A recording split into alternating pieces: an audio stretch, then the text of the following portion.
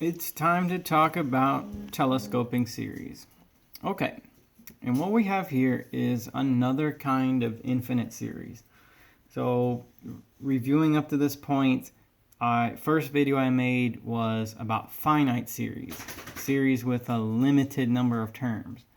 Then I talked about infinite series, then geometric infinite series, and now this new one is a telescoping infinite series. Okay, and rather than write out a definition or anything like that, I thought the best way to learn what this is by seeing an example. Okay, so do you see this series right here? All right, the formula is really not that complicated, but let's write out some of the terms. Okay, so we let n be 1 and we calculate 1/3 minus 1/4. Okay, then plus, because remember the series is a bunch of adding, right? So we go to 2, we put 2 and we get 1/4 minus 1/5 and so on, and it looks like that. Okay, now I wrote down the terms from n is 1 up to n is 4, and see the ellipses right there? It keeps going like all infinite series. But can we agree that, just look at those numbers, no matter how many terms of this series that I write down, all the terms will cancel except for the first one and the last one. So suppose I just wrote down the first 4. Look at the cancellation. Negative 1/4, positive 1/4. Negative 1/5, positive 1/5. Negative 1/6, positive 1/6. So, all right, what didn't cancel out of all that? The 1/3 didn't cancel, and then that very last number there, 1/7, didn't cancel. Okay? Now, if I had written fewer terms than this, the 1/3 wouldn't have canceled, and then that 1/6 wouldn't have canceled. All right? So it doesn't matter how much I write down of this. All terms will cancel except the first and the last. Okay? Try it yourself. Write down as many of these as you want, and you'll find that to be true. Okay, so how about this? Here's where we're going to go next. Let's write down a formula for the sum of the terms 1 through k. All right? So like the sum of the terms 1 through 4. Like, is there some formula that would calculate that directly, given that all the terms will cancel except for the first and last? Well, here's how I see it. That last term right there that doesn't cancel, that's going to depend on how far you decide to go. The 1/3 that's not going to cancel, it's there. It's 1/3. So the sum of terms 1 through k, where k is however far you want to go, is going to be 1/3 minus that last one. See this last one? Where does that come from? It comes from this. Like, say this one was the last one. How'd you get 1/6? Oh, you put 3 in there. Say you go up to here. How'd you get 1/7? You put 4. You're going to get it from that. So, no matter how much of this you write down, I wrote down 4 terms right here. No matter how many you write down, this is going to be what's left. 1/3 minus 1/k plus 3. The 1/k plus 3 comes from this, because this is linked to that. That's how I got that last number there that did not cancel, all right? Okay, so in other words, this is going to be what? There is a name for that. The sum of the first so many terms, what do we call that? A partial sum, okay? The series goes forever, but if you add, say, from terms 1 through 99, you're going to get a bunch of canceling, but what's not going to cancel is 1/3 minus 1/102 if you did terms 1 through 99. You get the idea? Okay, so there's my partial sum for this. Now, real quick, why is it called a telescoping series? Well, just because everything collapses out of it in the middle. You're left with the beginning and the end. The middle collapses out of it. That's why it's called telescoping. All right. Maybe you've seen like a telescoping magnet or So like I have to work on cars, I have a telescoping magnet that you can expand and collapse, and you can reach places that are hard to reach otherwise. Anyway, and that's why it's called telescoping. So does this series converge? Well, I'll tell you the simple way that I would think about how it converges is going to be like this. Imagine that you wrote this series out further and further. It goes to infinity. You're going to be stuck with the 1/3. But at whatever point you write it out, what's happening to that number that doesn't cancel right there? Because remember, if I wrote down the next term, there would still be this thing right here that doesn't cancel. What's it going to be next? It's going to be an 8th. And what's the one after that going to be? It's going to be a 9th. Okay? So you're going to get a 1/3, collapse out everything in the middle, cancel everything in the middle. Then you're going to get this. What happens to that number as we keep going? Okay? So this last term right there that won't cancel,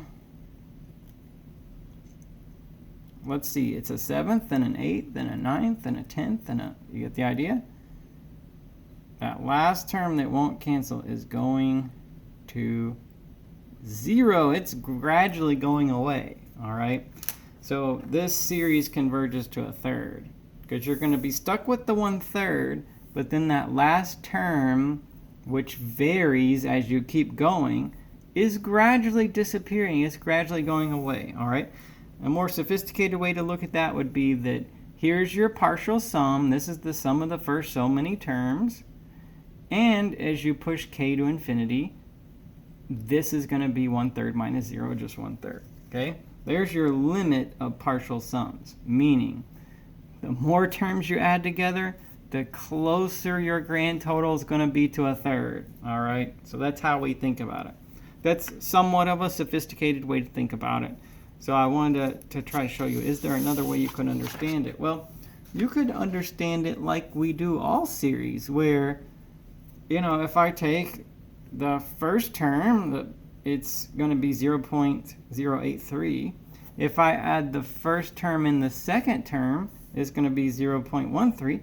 And if I keep going, like this one converges real slowly, but if I added the first 35 terms, first term, second term, third term, fourth term, see, I kept going. I got 35 terms big. It's going to be 0.31. You will find that the more terms you add together, the closer your answer is to 0.3 bar or 1/3. So it converges to 1/3. All right, so that's a lot to think about. It's probably easy to recognize the canceling and see why we call it telescoping. The partial sum might be a little bit harder to understand, and the fact that the limit as the partial sum goes to infinity tells us what it converges to, that might be a little bit harder, okay? So I wanted to take another example and show you, just to give you basically something else to have perspective on, okay? So look at this series right here. This is also a telescoping series. You see how like the 1/5 and the negative 1/5, they cancel, and the negative 1/8 and the positive 1/8, they cancel. And you could keep going. I wrote 3 terms here. You can write more, but you'll find that that same thing happens, all right? Now I want to go through this though and actually work it kind of like the last one. First, can you tell me S sub k, the sum of the first k terms? Is there a formula for what, say, the sum of the first 3 terms is? Or the sum of the first 500 terms, or something like that? Well, so here's the pattern that we notice. No matter how much of this you write down, you're going to get that 1/2 right there that does not cancel. Okay. And then you're also going to get this that doesn't cancel. But what that last term is that doesn't cancel varies, and it depends on how many terms you happen to have written down. So how do we capture that last term right there that doesn't cancel? Where did that say, where did the 1/11 come from? I got it from this right here, and I put 3 into the formula. What's 3 times 3 plus 2? It's 11. All right. So you see how it works.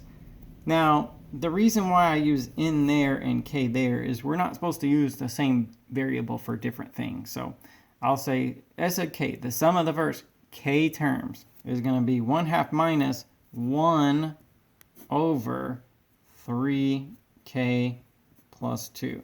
Now I guarantee you this will tell you in that series what the sum of the first k terms is. Let's check it. Let's verify it. What is s sub 3? The sum of the first 3 terms. Well, according to me looking at it up here, it's 1/2 minus 1 over 11. First term, second term, third term. It's 1/2 minus 1 over 11. If you just calculate it, that's what it is. But will this formula verify that? Let's try it. So according to this formula is supposed to tell me what the sum of the first so many terms is. If you want the sum of the first 3 terms, then we'll put 3 into this formula.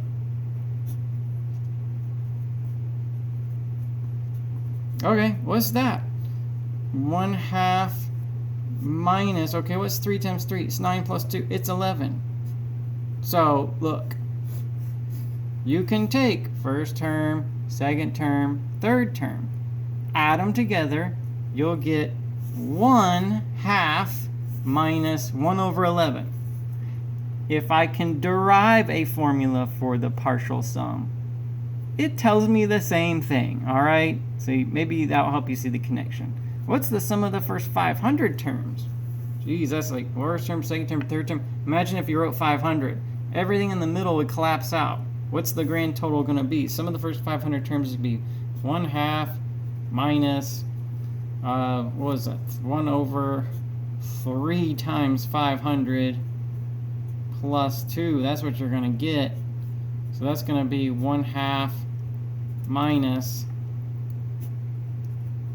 1 over 1502. Okay. All right. So 15. Yeah. So let me do this. I want to give you that number, but I'd also like to give you a decimal for it. All right. So let's see. What is 1/2 minus 1 over 1502? Is going to be very close to half, of course, but I get 0.4993. Okay. So with some rounding, 0.4993. Do you remember in that last example how I said that last term that doesn't cancel is going away? It's getting smaller and smaller. You know, by the time you're at the first, if you wrote this 500 terms big, that last term that doesn't cancel is almost 0. 1 over 1,502 is almost 0. So the sum of the first 500 terms is almost 1/2.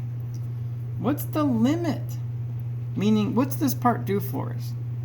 If you looked at the partial sums, sum of the first 3 terms, sum of the first 4 terms, sum of the first 5 terms, if you looked at them further and further along, where would they be? What's the limit as k goes to infinity of sk? 1/2 minus 1 over 3k plus 2. Well, if k goes to infinity, this right here will go to 0. So it's 1/2. Okay? What does the series converge to? 1/2. A series will converge to whatever the limit at infinity of its partial sums are. So I had my series. I got a formula for the partial sum. I found the limit at infinity for the partial sum. That's what the series converges to. All right?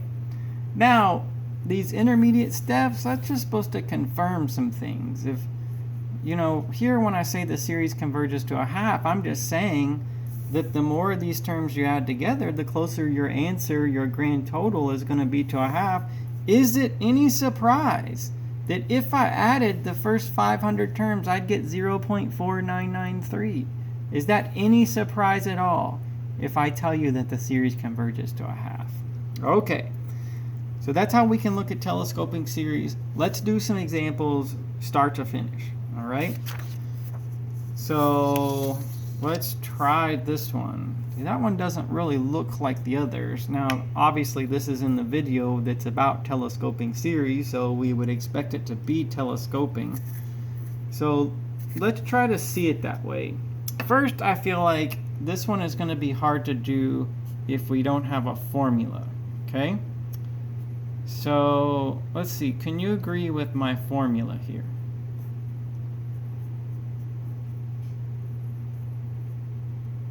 In other words, I wanted to take that series and write it with summation notation. All right, so I've got that. Like if you put 1, oh, 1's not going to work. 3. Got to start the counting at 3. If I put 3 in for n, I'll get 7 over 3 times 4. Check on the first term. If I go to the next number, 4, and I put 4 for n, I'll get 7 over 4 times 5. Check on the second term. This formula will replicate that series that you see there.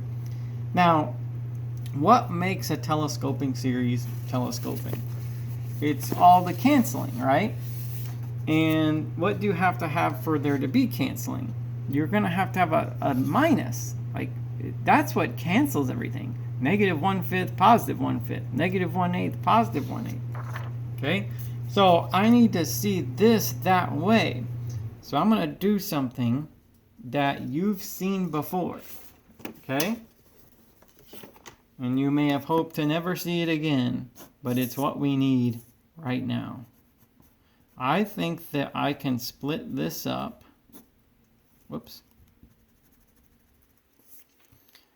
In a way that does have the subtraction needed to cancel in a telescoping series.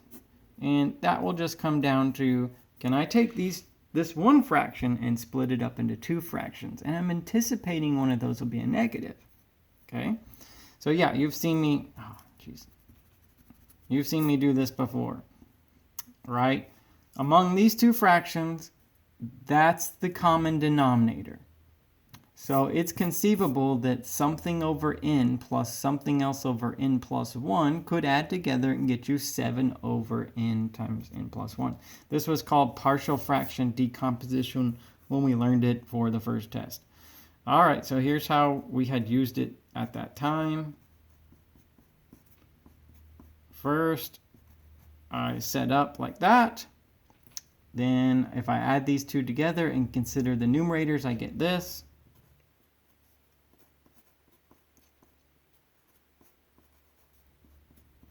And then like so.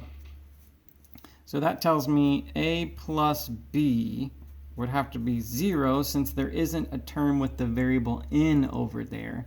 But a by itself would have to be equal to 7. All right.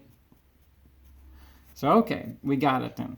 A is 7, and because a plus b is 0, we get that b is negative 7. All right. So there's our breakdown. 7 over n minus 7 over n plus 1. That will be telescoping.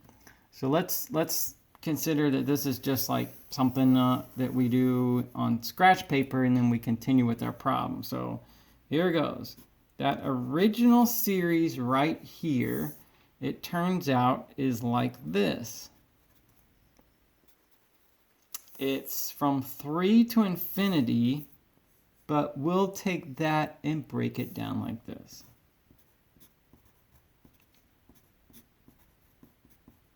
Okay, let's write some of it out and make sure it's telescoping, and then we'll go from there. So what's the first term of this series? It's going to be 7/3 minus 7/4, right?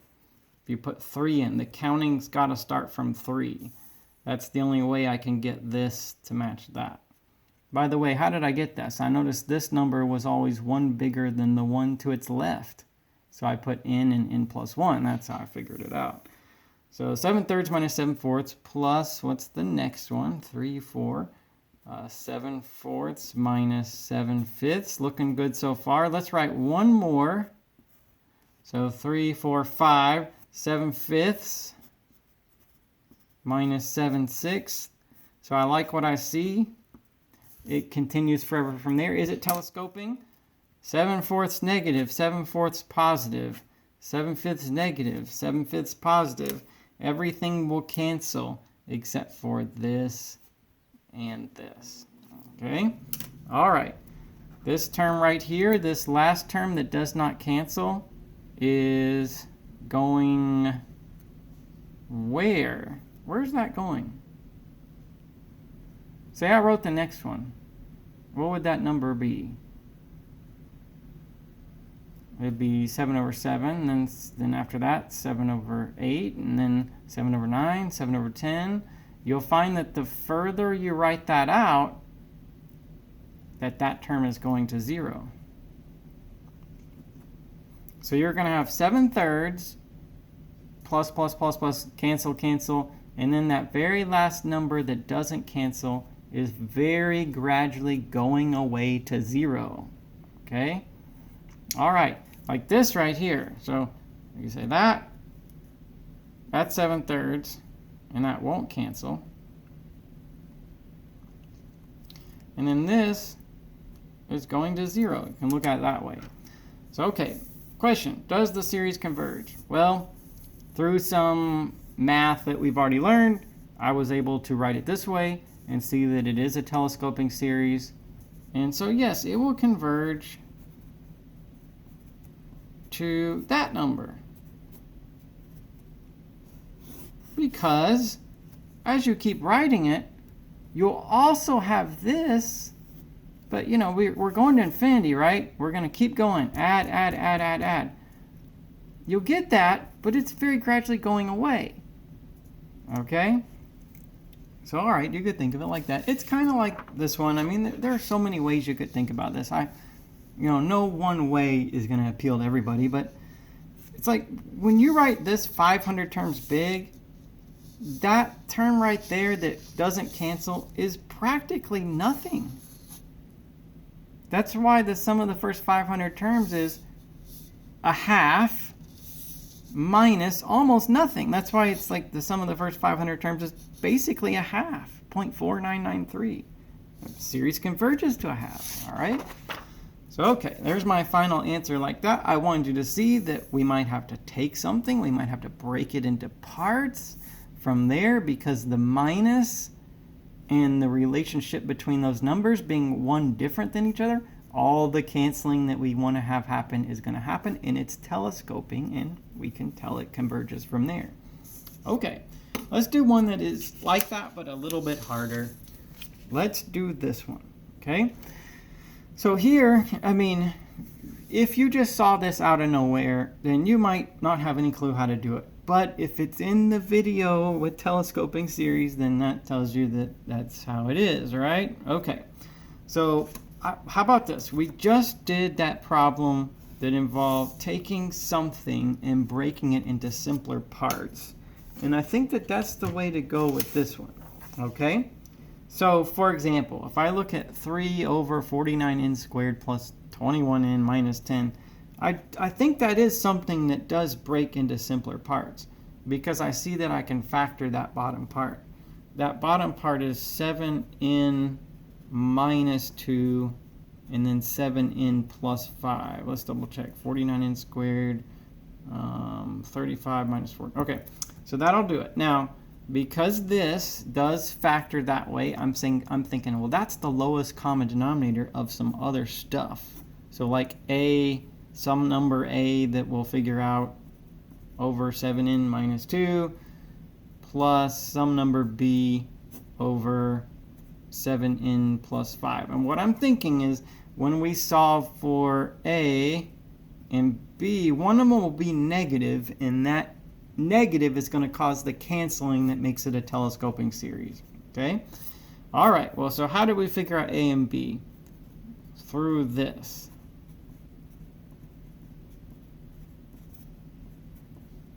This is how we do it. Okay? And then if I multiply through and do all the usual stuff, I'll get this. Let's see, 7a plus 7b times n plus 5a minus 2b. Okay, so there's my statement. Now, in order for this to be equal to that, 3 has to be equal to this, all right? Now, there's no n right there, so that means 7a plus 7b is 0, And then this is my constant term. It doesn't have an n. That's got to be equal to 3. So 5a minus 2b is 3. Okay.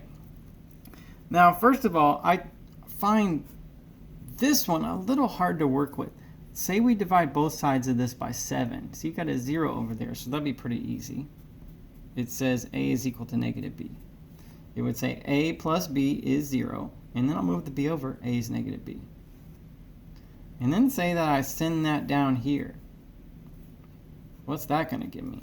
So a is the same thing as negative b, so I'll get 5 times negative b. Okay, a is the same thing as negative b. Put it there, minus 2b equals 3. So that says negative 7b is equal to 3, right? Negative 5, negative 2. So I'll get b is negative 3 over 7. And then if a is the negative of b, a is 3 over 7. All right, so I have it.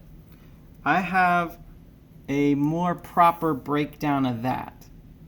Hoping it's telescoping. It's going to be 3/7 divided by 7n minus 2 minus 3 over 7, 7n plus 5. Okay? So let's do this. So my series was 1 to infinity.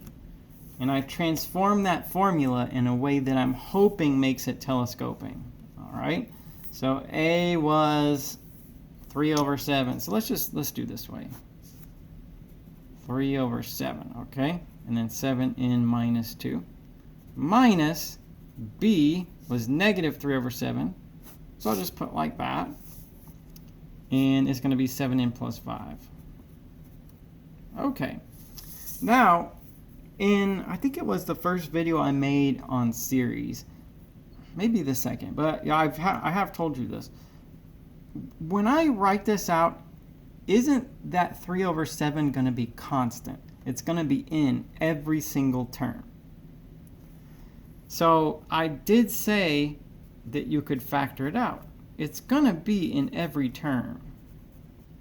And I'd rather not have to look at it in every term. So I'll factor it out, and here's what I'll get. I'll get 1, 7n minus 2, minus 1, 7n plus 5. All right, so we're almost there, almost there. Let's write this thing out, make sure it's telescoping. So I will get 3 over 7 times this entire series. What's it going to be? I put 1 in, I'll get 1/5 minus 1/12. Then I go to 2. I'll get 1/12 minus 1 over 19. Then I'll go to 3. I'll get, well, what's 3 times 7? 21 minus, that's 1 over 19. Minus 1 over 26. And then that goes forever.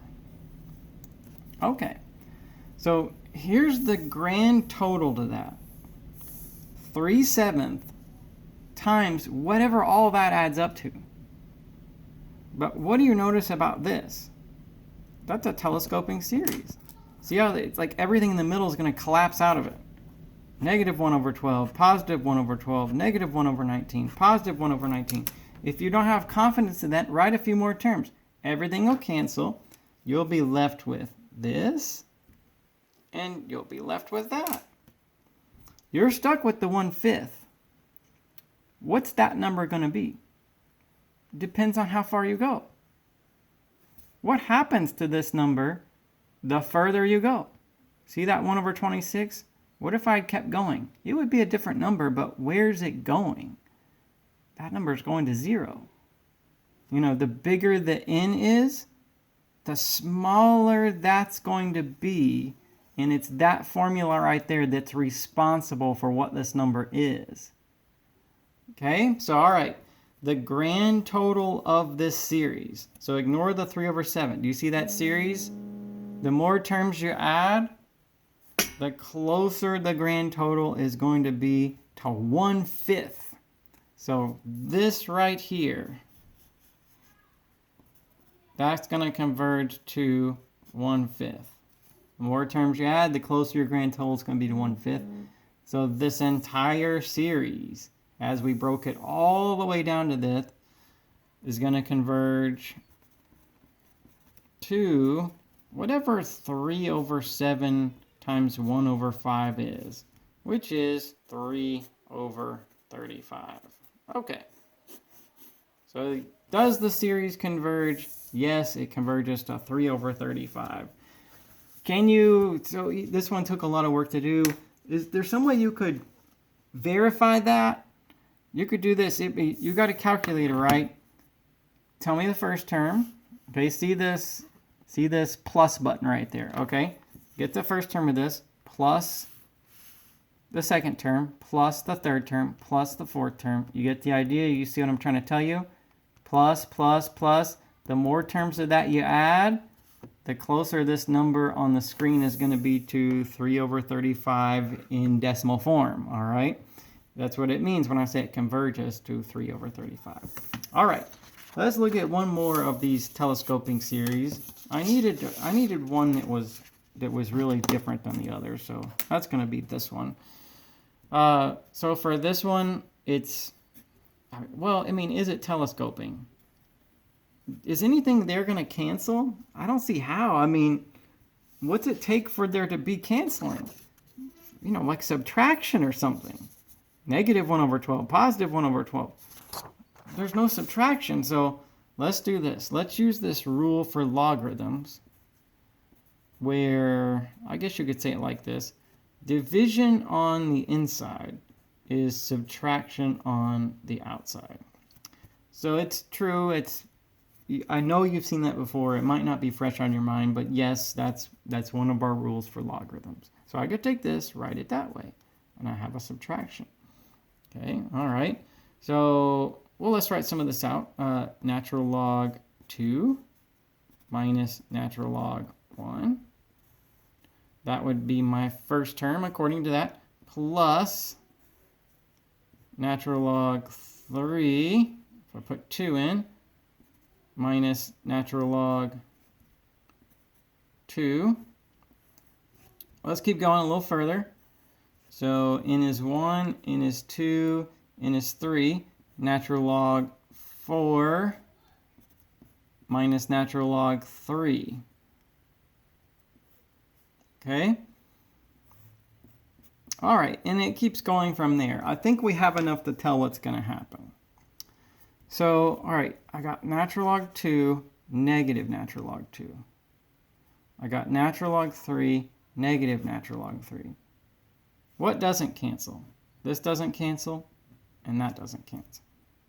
Okay? All right. Here's what makes this one different than the others. What's this term going to be as you keep going? Well, it varies. Okay? But this term is going to get bigger as you keep going. What's it going to be the next one? Natural log 5. That's bigger than natural log 4. And after that, natural log 6. That's even bigger. Okay? So I could say this. Because natural log 1 calculates to be 0, so you might not believe me, so look, what's natural log 1? It's 0, okay? So that's 0. So here is my partial sum. The sum of the first k terms of this series will be 0 plus, how do we get that? Comes from this. So what's the sum of the first 3 terms, for example? Put 3 for k. It should be natural log of 4. Well, there's 1, 2, 3 terms. Everything cancels. This is 0, and you're left with that. You see how this calculates the sum of the first 3 terms, just for example? There's your partial sum. Okay? Now, I'm seeing that as I keep going, this term right here is going to infinity, and so this series diverges for that reason. If that's what's left over in your partial sum, and if that's getting bigger the more terms you add, then your series diverges. Also, we could say the limit of k as k goes to infinity, natural log k plus 1 is infinity. Then the series diverges for that reason also. They're just two ways of saying the same thing. Okay? In this series, the more terms you add, the bigger your answer is going to be. You can see that two ways. You can see that this uncanceled term right there is just going to get bigger as you keep going. That's one way to see it. You can write a formula for the partial sum and push that to infinity and see that that is just getting bigger also. And that's another way to see it. Okay, it's true. As k goes to infinity, k plus 1 just gets bigger. And the logarithm of that number just gets bigger. Okay? All right, so hopefully I showed you lots of different ways to think about it, and that way you can focus on what makes the most sense to you. Hopefully not, I didn't show you too many ways to think about it. I guess I could have just stuck to one thing, but, you know, one thing rarely works for everybody. So I do hope that you saw enough variety in the video to understand all of my conclusions about whether a series converges or not.